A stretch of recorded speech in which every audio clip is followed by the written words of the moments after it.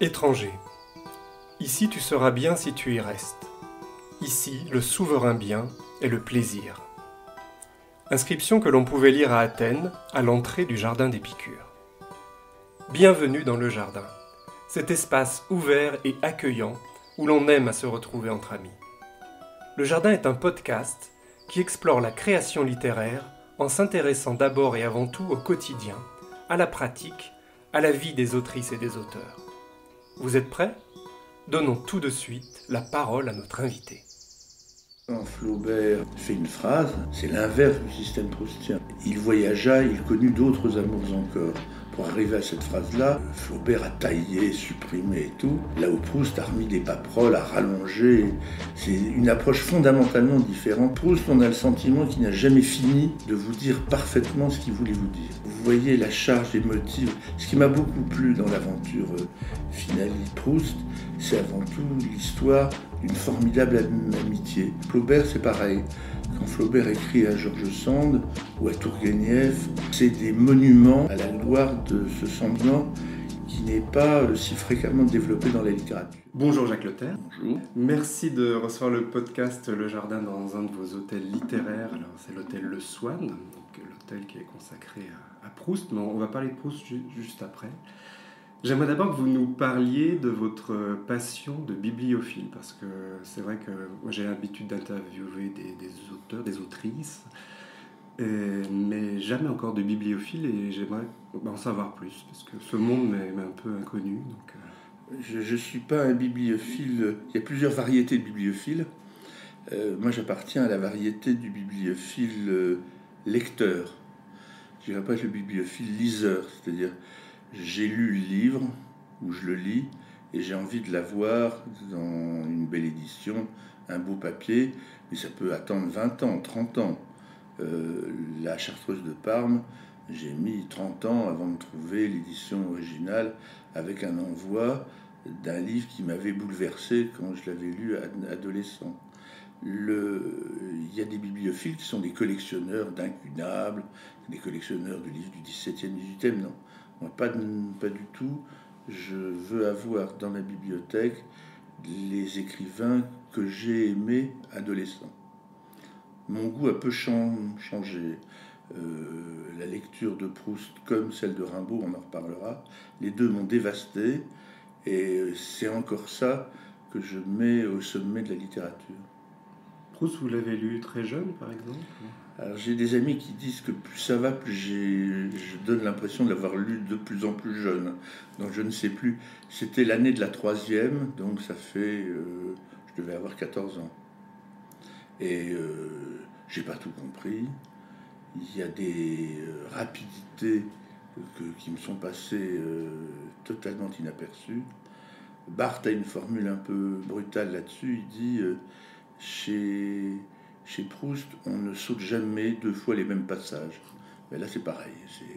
Vous pouvez relire, vous allez trouver des choses encore aujourd'hui que vous n'avez pas senti la fois d'avant. Il m'est arrivé de travailler sur un personnage qui est Mademoiselle de Saint-Loup, qui n'arrive qu'à la fin de la recherche, qui est en quelque sorte la pierre angulaire, parce qu'elle résume et le côté de chez Swann et le côté de Guermantes. Eh bien, en relisant ces passages-là, je me suis rendu compte qu'il y avait des tas de moments que je n'avais pas vus, mais pas vus du tout. Il y a un moment où Gilberte propose en quelque sorte sa fille au narrateur, et ça m'est passé totalement inaperçu. Alors, vous m'avez dit que vous étiez un lecteur, mais on pourrait dire aussi que vous êtes un chercheur, parce que pour retrouver justement les manuscrits, ou pour rentrer dans cette finesse là, de connaissance de l'œuvre, comment ça se passe, voilà, parce que je n'ai aucune idée de justement comment on arrive à retrouver un manuscrit original. Ah ben vous commencez par acheter le livre de poche, à le lire dans le livre de poche, et puis ça va. Ça va. Et puis un jour vous voulez voir l'appareil critique tel qu'il est dans la Pléiade, et puis un jour vous vous dites mais si et l'édition originale, la mythique édition originale où il y a une faute agracée, où il y a peu d'exemplaires qui ne sont pas vendus, on a obligé le pauvre Proust à supporter des publicités pour des chemins de fer et des voyages au bord de la mer, parce que Grasset pensait que ce serait un tel flop qu'il valait mieux au moins limiter la casse financière, sachant que c'est Proust quand même qui a payé tous les exemplaires. Et le jour où vous l'achetez, vous entrez dans une catégorie particulière. La catégorie des manuscrits, c'est encore une autre histoire, parce qu'il y a le manuscrit que tout le monde connaît, qui a été publié, qui a été analysé. Il y a l'émotion de l'écriture de Proust, il y a le détail que le chercheur n'a pas vu, et puis il y a le moment où vous tombez sur le Graal du collectionneur, c'est-à-dire la lettre inconnue, et qui raconte une histoire que personne n'a jamais traversée.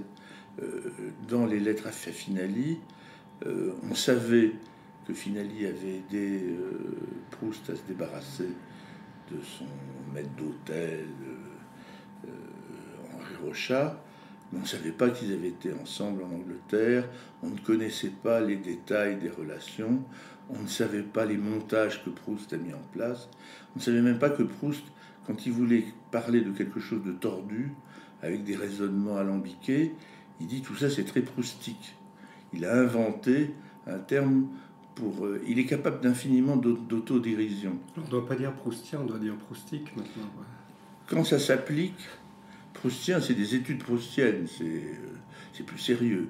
Proustique c'est quand vraiment, pour arriver à un point, Proust a un raisonnement qui n'est jamais le bon. Enfin, rappelez-vous, quand il veut essayer de récupérer Albertine, il veut envoyer un de ses amis, il lui dit surtout, tu lui dis pas que je veux qu'elle revienne, hein, parce que si tu lui dis que je veux qu'elle ne reviendra pas, enfin, il faut quand même que tu lui en dises, enfin, à la fin, elle ne revient pas.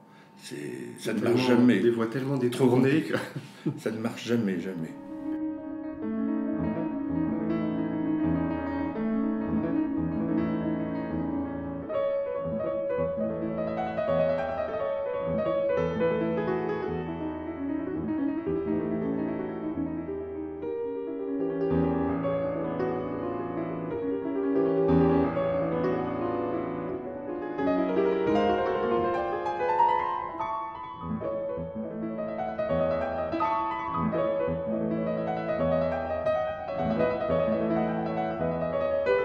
Vous m'avez dit, effectivement, on a commencé par les exemplaires, enfin les tirages, on va dire, les plus rares. Ensuite, on arrive au manuscrit. Et là, vous m'avez parlé des lettres. Effectivement, pour le bibliophile, il y a une valeur qui est plus importante pour l'un ou l'autre de ces écrits, ou c'est à peu près... Proust a dû écrire 90 000 lettres. Soyons clairs, les 90 000 ne sont pas importantes. D'abord, il y a toutes celles qui ont disparu. Celles qui ont sans doute été détruites par la famille, celles qui ont été détruites par les autres familles qui ne souhaitaient pas voir ça se diffuser. Et puis, il y a eu des guerres, il y a eu des tas d'événements, mais il en reste encore une grande masse. Et Proust est le grand spécialiste de la lettre mondaine. Pour remercier d'un dîner et tout, ça n'a pas grand sens. Mais pour le reste, il y a énormément de révélations, y compris le fait que Proust était convaincu que les lettres appartenaient à celui qui avait écrit la lettre. Et 1 ou 2 ans avant de mourir, il a consulté toute une série de grands avocats, y compris Finali, qui n'était pas avocat, mais il lui a dit « mais je pourrais récupérer toutes les lettres que j'ai envoyées et les faire détruire ». Et les autres ont dit « non, une fois qu'une lettre est partie, elle est partie. La propriété de l'auteur de la lettre n'existe pas ». Et là, ça a été un tremblement de terre pour lui, parce qu'il s'est lâché dans beaucoup de lettres. Et aujourd'hui encore, il y a des familles, parfois des familles aristocratiques, qui gardent, cachées dans un coin, des lettres plus que compromettantes, et pour Proust, et pour l'ancêtre, qui est mort depuis très longtemps, mais que manifestement les familles concernées ne sont pas prêtes à assumer la diversité de comportements, je dirais. Alors justement, quand on est un bibliophile passionné comme vous et qu'on a accumulé peut-être beaucoup de lettres ou beaucoup d'écrits aux écrivains, est-ce qu'on a l'impression à un moment d'être un peu dans leur tête, de les comprendre ou de... Comprendre Proust, je pense que c'est pas possible, c'est pas accessible. Jean-Yves Thadier, qui a passé des années à travailler, dit que c'est une forme d'esprit qui est tellement particulière. Vous avez de la tendresse pour lui, vous avez de l'admiration devant son génie, vous êtes impressionné par tout ce qu'il a été capable de faire. On n'écrira plus jamais de la littérature pareil après Proust et avant. Je veux dire, c'est un univers-monde qui arrive d'un coup d'un seul, et penser que toute une génération au début est passée à côté, qu'en 1896 il y a les plaisirs et les jours, c'est un bide incroyable. Il a pris tous les ingrédients pour que ça marche bien. Il a demandé à un grand écrivain, Anatole France, de faire la préface, à une peintre très à la mode à l'époque, Madeleine Lemaire, de faire un dessin. Mais tout ça, ça va être un échec total. Et il va rester à l'écart de la parution de livres. Il fera des articles, il fera des trucs, jusqu'en 1913, c'est-à-dire il ne réécrira que 17 ans plus tard. Il y a, pour lui, sa vie a été entièrement consommée par son œuvre, qui est beaucoup plus large que la recherche du temps perdu. Mais tout n'est que préparation de la recherche et arriver à la recherche. Si vous voulez grouper tout ce que Proust a produit, lui-même, je ne parle pas des livres sur Proust, mais par exemple, ils viennent de sortir les essais de Proust en Pléiade cette année, avec un merveilleux appareil critique d'Antoine Compagnon. Eh bien, ça fait 2000 pages. Quand vous, Jean Santeuil, qui est un essai, qui est une tentative par moment, là aussi vous êtes dans des quantités de pages très impressionnantes. C'est un écrivain au long cours. Alors, se mettre dans la tête de Proust, je crois que c'est pas possible. Je me suis souvent amusé à comparer Proust et un autre écrivain qui compte infiniment pour moi, qui est Flaubert, en me disant tous les points qu'ils avaient en commun. Ils sont tous des fils adorés de leur mère, et leur frère étant le fils adoré du père. Ils sont tous les deux des fils de professeurs de médecine, et leur frère est professeur de médecine. Ils ne travailleront ni l'un ni l'autre. Ils auront une relation passionnée avec une mère très cultivée, dans les deux cas. Ils ne se marieront jamais, et ils mourront à peu près au même âge. C'est pas mal, on a comme ça des indices. Ça me fait penser à Virginia Woolf, vous savez, qui avait écrit oui. Là, il faut une chambre à soi, une rente. Exactement. Donc là, on a un peu le... Exactement. Là, quand Flaubert fait une phrase, c'est l'inverse du système proustien. Il voyagea, il connut d'autres amours encore. Pour arriver à cette phrase-là, Flaubert a taillé, supprimé et tout. Là où Proust a remis des paperoles, a rallongé. C'est une approche fondamentalement différente. Proust, on a le sentiment qu'il n'a jamais fini de vous dire parfaitement ce qu'il voulait vous dire. Il a toujours quelque chose à rajouter. C'est pour ça que ceux qui pensent que la recherche était finie le jour où il dit à Céleste, « Ah, ma chère Céleste, j'ai enfin pu mettre le mot fin », non, s'il avait eu les possibilités physiques, il aurait continué sûrement à modifier, remodifier. J'ai une lettre qu'il envoie en 1913 à Jean-Louis Vaudoyer, qui est un de ses grands amis. Il lui dit c'est épouvantable, ce que l'imprimeur m'a renvoyé, j'ai tout raturé, il ne reste plus une phrase du texte initial. Il n'est jamais totalement content Et à chaque fois, il y a un miracle. Longtemps, je me suis couché de bonne heure, c'était pas prévu au point de départ. Même les titres ont changé jusqu'au bout, jusqu'au dernier moment. Donc cette organisation-là, elle est très particulière. Autre particularité, c'est que Proust ne dit pas toujours la vérité. Et il a inventé ceux qui veulent lire la recherche comme étant des romans à clé se trompent complètement. C'est comme ceux qui pensent que le narrateur, c'est Proust. Bien sûr, c'est un peu Proust, mais Charlus est aussi Proust. Oui, il s'incarne dans différents... Albertine est aussi Proust. Enfin, il y a des bouts, il reconstitue tout, il refait... et ça, c'est... quand on a fait cet hôtel, il y a 82 chambres ici, hein. Nous avions isolé 150 personnages. Il y en a 400, 500. Et c'est-à-dire qu'il a fallu en éliminer 70. Pas facile. Là, vous êtes obligé de trancher de haut. Il y a ceux qui s'imposent, et puis après, il faut... Oui, et puis... le seul personnage indiscutable de la recherche que nous ayons éliminé, c'est Jupien, qui est l'organisateur de l'hôtel de passe.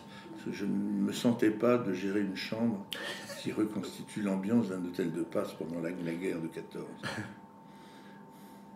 Je comprends. Je rappelle juste à nos auditeurs effectivement qu'on est en 2022, alors c'est un centenaire, hein, c'est le centenaire de la disparition de Marcel Proust, qui est mort à l'âge de 51 ans. Et vous avez déjà évoqué, oui, qu'il y a eu plusieurs parutions, bien sûr, cette année, dont les essais. Et ça m'amène à venir donc, à la parution chez Gallimard des lettres à Horace Finali, donc, dont vous avez signé l'avant-propos. Alors, est-ce que vous pouvez nous raconter l'aventure de ces lettres, puisque ces lettres, elles vous appartiennent, c'est ça? Les lettres ont été... c'est très curieux, parce que quand ils étaient ensemble à Condorcet, Finali et Proust étaient de très grands amis. Il n'avait pas avec Finali des amitiés ambiguës comme il a pu en avoir avec d'autres garçons de sa classe. Non, Finali, c'est le grand copain qui impressionne Proust par sa culture. Finali est un esprit universel qui pouvait citer des pages entières d'Homère qu'il connaissait par cœur, qui était un grand collectionneur de Pétrarque, qui connaissait Dante, enfin... on n'a aucune idée de ce que pouvait être ce qui sera par la suite un grand banquier, mais dès le départ, c'est un esprit universel. Et ça, Proust est très impressionné. Ils vont passer des vacances ensemble en Belgique, d'où le voyage en Angleterre dont on parle là-dedans, puis à Trouville, dans une maison qui existe encore aujourd'hui, qui s'appelle les Frémonts, et qui est le modèle de la Raspelière, où les Verdurins passent leurs vacances dans la recherche. Donc voilà deux personnes qui sont très amies, qui ne vont jamais se perdre de vue, mais pourtant on n'a pas une lettre. C'est-à-dire que jusqu'en 1920, pas une lettre. Proust va écrire à la sœur, dont on a dit qu'il était amoureux. C'est des amours à la Proust, c'est un peu pour l'aventure, un peu pour le plaisir, un peu pour faire roman et tout. La mère, auquel il écrit, il parle de lettres qu'il aurait envoyées à Horace, mais on n'a jamais rien retrouvé. Jusqu'à ce que brusquement, en 1920, Proust, qui a essayé diverses formules pour se débarrasser de son valet de chambre, maître d'hôtel, ce que vous voulez, ça n'a pas marché. Ça a toujours été des combines à la Proust, c'est-à-dire des trucs qui ne pouvaient pas marcher. Proustique. Proustique, exactement. Donc là, il fallait absolument que Proust trouve une solution. Et comme il n'a pas de sens pratique, il s'est dit, dans mon entourage, qui peut me sortir de là? C'est Horace. Et Horace, qui est en pleine bataille boursière pour la Banque commerciale de Chine, qui est au cœur d'opéras importants, qui a un travail monstrueux. Alors lui-même, c'est l'ancêtre de BNP et de la BNP. En fait, ça s'appelait la Banque de Paris et des Pays-Bas. C'était la partie banque d'affaires, qui est devenue Paribas jusqu'à la privatisation. Et puis BNP Paribas aujourd'hui. Il y a une filiation directe, la BNP étant la banque de dépôt et Paribas étant la banque d'affaires. Mais la banque d'affaires est devenue très importante grâce à Horace Finali, qui avait énormément de pouvoir, qui a acquis une fortune gigantesque. Mais c'est surtout ce qui est important dans ce texte, c'est que c'est un ami délicieux. C'est-à-dire qu'il a beau avoir un emploi du temps fou, il va prendre la peine de recevoir Céleste, parce que Proust ne se déplace pas. Il va recevoir Rochat 2 fois, il va faire tous les efforts et finalement il va trouver un emploi pour ce garçon, mais très loin, ce que voulait Proust. Il trouve un emploi au Brésil et Rochat ne reviendra plus jamais. Ah oui, c'est étonnant la fidélité de cette amitié, alors même que... Elle est... il est prêt à tout lui pardonner, je veux dire. La lettre de recommandation que Proust envoie pour dire du bien de son protégé, comme il l'appelle, c'est pas du tout une lettre de recommandation. Il dit quand même que c'est un type qui pique dans la caisse, qui est revenu avec des maladies honteuses, travailler dans une banque, qui a promis le mariage à plusieurs jeunes femmes qu'il n'a tenu aucun engagement. C'est vraiment la seule qualité que lui trouve Proust, c'est de dire qu'il connaît Flaubert par cœur. Je suis même pas sûr, mais il s'est dit que ça plairait à Finali qui lui connaissait Homère par cœur. Et à la fin, il va partir. Proust va continuer à lui envoyer de l'argent pour surtout qu'il ne revienne pas. Et Proust va mourir en novembre 22. Et Rochat va peu de temps après s'enfoncer dans la forêt vierge et mourir lui aussi. Courant 23, on n'a pas de date précise. Il y a plein de mystères autour de Rochat. De tous les hommes qui ont compté dans la vie sentimentale de Proust, c'est celui dont on n'a aucune photo. On ne sait pas du tout la tête qu'il a. Forsgren, qui a été son chauffeur, ou Agostinelli, ou d'autres, on voit leur tête. Mais Rochat, on ne la connaît pas. C'était une histoire vraiment extraordinaire. Ça peut donner des idées à un écrivain. Oui. De broder, enfin d'imaginer. D'imaginer le personnage. Mais il n'y a même pas à imaginer, parce que faut penser Proust totalement monocentré, qui écrit son chef-d'œuvre et qui en même temps couvre Paris de lettres dans tous les sens pour, là en l'espèce, caser quelqu'un et l'envoyer très loin. Il a prévu un système... Avec le Brésil, en plus, à l'époque, il pouvait... le Brésil n'était pas une... Il voulait l'envoyer en Chine au début. Ah oui. Mais comme il ne parlait pas du tout en anglais, manifestement, il fallait parler anglais pour aller en Chine. Le Brésil était la seule formule, mais Proust lui enverra très régulièrement de l'argent, et Rochat, qui est décidément insupportable, dira à ses camarades employés de banque, ils disent « Mais c'est quoi? Qu'est-ce qui t'envoie de cet argent-là ?» C'est une tente. Sans qu'on sache bien ce qu'il entend par là. Proust a peur qu'il revienne. Il l'explique dans le texte pour des raisons très très curieuses, en particulier Céleste Albaret, avec qui Proust forme une espèce de couple curieux. Céleste Albaret a dit clairement s'il revient, moi je pars. Et là, Proust ne peut pas se passer d'elle. Donc il craint vraiment le retour. Mais il y a des incidents, plus qu'incidents, dans ces lettres, puisque à un moment, la femme de Finali tombe malade, et en l'espace d'un mois, elle meurt. Proust fait une lettre déchirante, enfin je veux dire, pleine d'émotion, pleine de compassion. On sent vraiment que ça lui fait infiniment de peine, et il transcrit très bien cette peine-là. Mais moins de 15 jours après, il revient sur le thème. Bon, c'est bien tout ça, mais il faudrait peut-être me débarrasser de l'autre individu, et ce qui montre l'égoïsme quand même de Proust, qui est immense. Et ça n'a pas l'air de le surprendre que Finali trouve le temps, trouve l'emploi, et s'occupe de tout, paye toute l'opération. Finali lui fait comme il apprend que Proust écrit au lit, Finali lui offre un écritoire de bureau 18e, très beau, que Proust ne trouve pas pratique du tout et qui va laisser de côté. Je me demande ce que c'est devenu, mais ça devait être un très bel objet. Et je vous ai interrompu tout à l'heure parce que vous nous expliquiez qu'il n'y avait pas de lettres antérieures donc à celle-ci. Et justement, celle-ci, comment elles ont été gardées, conservées? De toute manière, elles étaient conservées dans la bibliothèque d'Horace Finali, ça c'est clair, pas reliées. Ce sont les descendants qui l'ont fait relier.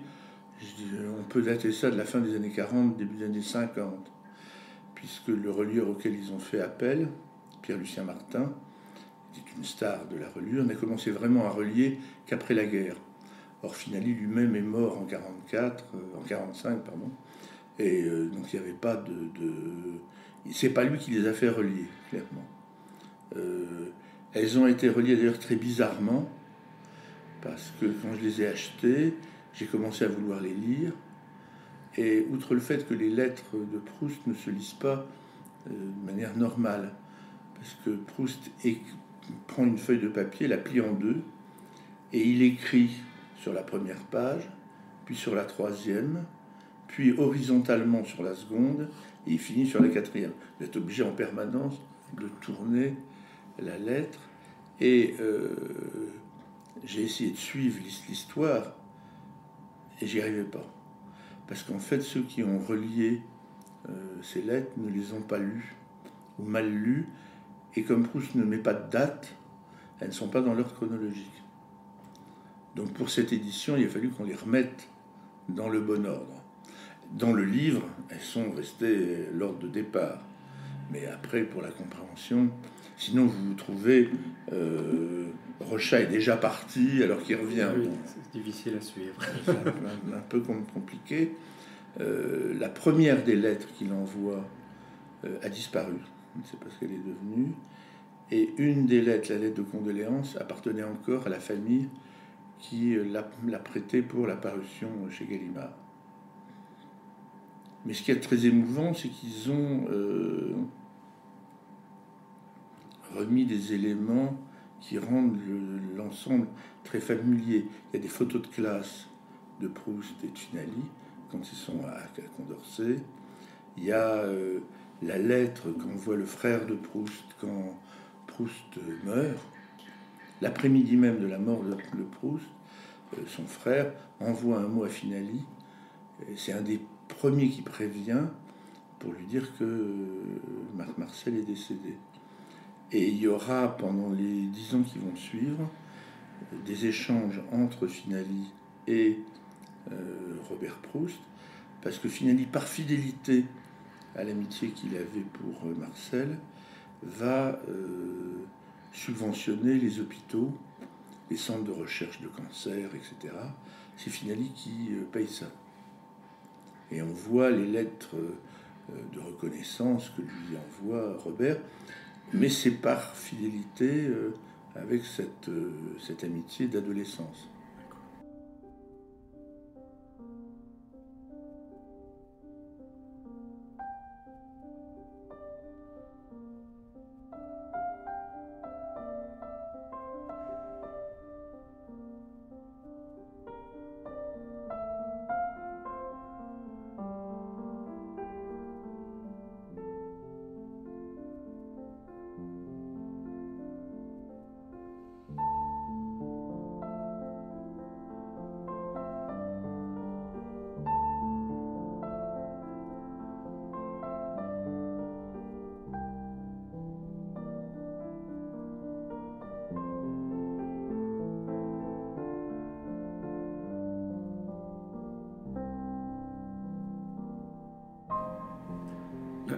J'invite tous nos auditeurs à aller découvrir les lettres à Horace Finali, donc publiées chez Gallimard en librairie. Mais je voulais passer à un autre personnage, parce que le temps passe, et c'est vrai que donc vous avez de multiples auteurs. On a parlé déjà un peu de Flaubert, et vous nous avez aussi évoqué très rapidement Rimbaud. Et j'aimerais que vous nous parliez, d'où vient peut-être cette passion, qu'est-ce que vous avez pu Rimbaud, je ne sais pas si on dit collectionner dans la bibliophilie, oui, c'est collectionner aussi le bon terme. Dans collectionner, il y a le côté Accumulation, c'est ça. Qui me plaît pas trop. En revanche, de toute manière, pour Rimbaud, c'est très facile, parce que de son vivant, Rimbaud n'a publié qu'un livre. Oui, voilà, donc déjà... Je veux dire, les œuvres complètes, un peu plus court que celui-là. Vous pouvez... Une saison en enfer, il n'y a qu'une centaine, allez, 200 exemplaires, et rien d'autre. Et jusqu'à la fin de sa vie, il y a ce que Verlaine publiera pendant que Rimbaud est en Afrique, mais ça n'a pas été fait avec son assentiment. Donc c'est quelqu'un qui en plus ne va écrire vraiment que pendant les 2 ans et demi. Donc il écrit très peu sur très peu de temps. C'est vrai que Rimbaud, en France, on a cette idée quand même de l'écrivain un peu génie, comme ça. Alors là, Rimbaud, c'est vraiment le... Si c'est vraiment le lui, génie total. À 15 ans, il est exceptionnellement intelligent. C'est un très bon élève qui fait des poèmes en latin. Enfin, il est l'esprit universel. Et quand il va se lancer à Paris, il envoie une lettre à Théodore de Banville qui est dont le facsimilé est reproduit dans l'hôtel, qui vient des bibliothèques Doucet. Et c'est le petit jeune homme qui ment sur son âge, qui envoie des poèmes qui sont incroyables. C'est là qu'on comprend que Banville, qui est la star de l'époque, est totalement... va disparaître, enfin il n'est rien. Il y a la poésie avant Rimbaud et après Rimbaud, mais c'est pas du tout la même chose. Je suis pas sûr d'avoir tout compris ce que j'ai lu de Rimbaud. Il y a même des choses qui ne sont faites que pour créer des images, pour créer des sonorités, mais ça m'a vraiment fait un énorme effet. Il n'y a pas de comparaison avec la recherche, c'est 2 sujets fondamentalement différents. En plus, moi, je ne pensais pas que je ferais un poète. J'avais peur de me lancer dans... parce que quand vous faites un hôtel Flaubert, chaque chambre est un personnage des œuvres de Flaubert. Ici, les personnages, vous en avez suffisamment. Quand c'est de la poésie, c'est un schéma tout à fait différent. En plus, l'œuvre de Rimbaud, elle est une œuvre par strates. Je veux dire, entre les poèmes qu'on apprend en classe, genre Le Dormeur du Val, ou les choses, si je puis dire, simples, classiques dans la fabrication, et les illuminations qui encore aujourd'hui laissent pantois beaucoup de commentateurs qui sont là. Vous ne pouvez pas les aborder de la même manière. Il y a des fans de Rimbaud. Ce que je vous ai dit, ils ne ressemblent pas aux fans de Proust, ça c'est clair, mais c'est pas le même type de passion. Il y a cette grande chanteuse américaine qui est Patti Smith, est complètement amoureuse de Rimbaud. Elle a acheté la maison natale de Rimbaud. Attendez, je peux vous dire qu'elle ne passe pas ses vacances à Charleville-Mézières, mais qui est un très bel endroit au demeurant. Mais c'est Rimbaud crée ce genre de passion. J'ai des amis qui ont passé des mois, voire des années en Afrique pour aller sur les pas de Rimbaud. Essayer de comprendre cette question. Moi, à part des avant-propos, je n'écris rien. Et les gens qui arrivent à écrire, ça m'impressionne infiniment. Mais chez Rimbaud, c'est mieux que ça. Il a écrit des choses fondamentales, puis du jour au lendemain, il a pu écrire. Est-ce qu'il écrivait des lettres? Je pense qu'on a des lettres à sa famille. On a la version que la famille avait rendue publique, et la version que maintenant on connaît en grande partie par le travail de la Fondation de la Poste, qui a fait un travail superbe dans ce domaine. Et il y a tout ce qu'on a su derrière. Il a écrit beaucoup, mais c'est l'écriture, il n'y a pas de poème. On n'a pas trouvé une mâle cabine dans le fond d'une maison au Harare où il y a des poèmes mystérieux qui leur est... Ah, il s'est passé quoi? Qu'est-ce qui fait qu'il arrête de dire quelque chose? Il a une vie il s'engage dans l'armée hollandaise, il va travailler comme chef de chantier, il trafique des armes, enfin, il lui arrive des tas de choses, mais il n'écrit plus. Il n'écrit plus alors qu'il était arrivé. Et il donne jamais de clé, oui, il jamais. Ne dit jamais pourquoi. Jamais, et après vous pouvez partir dans toutes les interprétations. Chacun trouve ce qu'il veut là-dedans. Le personnage de Rimbaud, en plus, un peu modifié par la présentation iconique qu'on en fait depuis une trentaine d'années, dans lequel c'est un Rimbaud éternellement beau, éternellement jeune. On a retrouvé une photo de Rimbaud à Aden, et là, beaucoup de gens sont tombés de l'armoire, parce que ça ne ressemblait pas du tout au poster pour Chambre de jeunes filles, imposé pendant des années. Un peintre pour lequel j'ai une immense admiration, qui est Ernest Pignon-Ernest, a beaucoup contribué à faire un Rimbaud en jean, bord de route, avec les yeux éternellement clairs. Ça fait partie du personnage. Et tout est excessif dans cette partie de la vie de Rimbaud, qui va être quand même très très brève. Il lui reste encore quasiment une quinzaine d'années à vivre et plus rien écrire. Oui, vous m'avez parlé de Patti Smith, là ça m'a fait penser, là vous avez dit la route, ça me fait penser à la Beat Generation, c'est un peu exactement. C'est l'inspirateur. Exactement. Sauf que il n'a écrit qu'avant. Il a écrit quand il était vraiment incroyablement jeune. Je veux dire, qu'est-ce qui se passe dans la tête de ce jeune homme qui va trouver des expressions poétiques que personne n'avait éprouvées. Alors, il y a un personnage mystérieux autour de ça, qui est un poète que j'aime beaucoup, qui s'appelle Germain Nouveau, et qui aujourd'hui est assez oublié. Même la Pléiade, qui l'avait sorti à un moment, l'a retiré de la Pléiade. Et je veux croire qu'une partie des poèmes de Rimbaud, c'est Germain Nouveau qui les a écrits. Ah oui. Mais bon, c'est... comme on n'a pas de note manuscrite pour cette partie-là, on ne voit pas. Donc, et Germain Nouveau, il y a une très belle exposition qui a eu lieu il n'y a pas longtemps sur lui. Le personnage est vraiment intéressant. Il y a des gens qui se rappellent encore de la...